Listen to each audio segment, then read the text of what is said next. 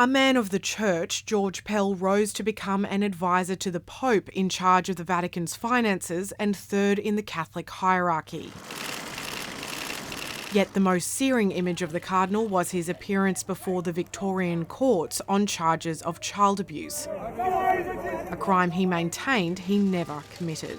What a load of absolutely disgraceful rubbish. Completely false. Madness. In December 2018, the Cardinal became the highest-ranking Catholic official to be convicted of child abuse after a jury found him guilty of abusing 2 choir boys during the 1990s when he was the Archbishop of Melbourne.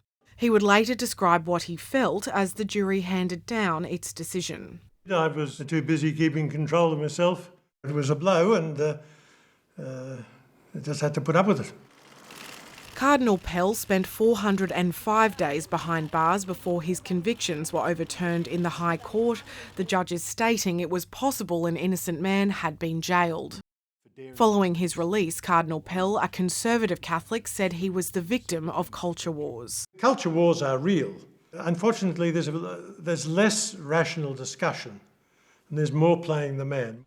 The son of a Ballarat publican, George Pell excelled at school and on the sports field.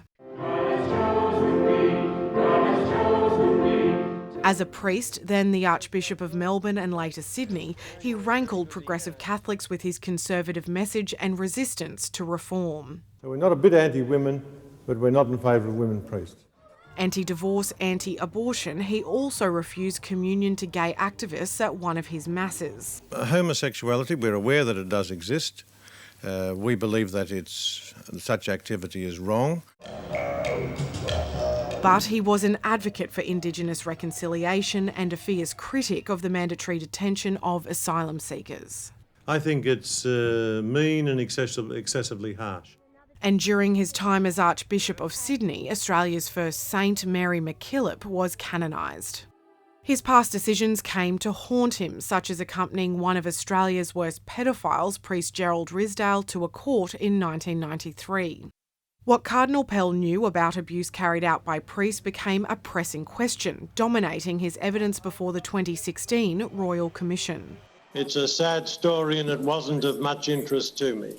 He made a name for himself defending the Catholic Church's handling of abuse cases and was the architect of the controversial victim compensation scheme called the Melbourne Response. George Pell, once again living in Rome, was among high-profile mourners to view Pope Benedict's body inside St. Peter's Basilica.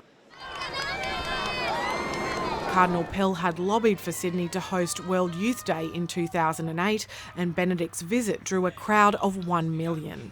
It really impressed the great majority of Australians who are not particularly religious, but open.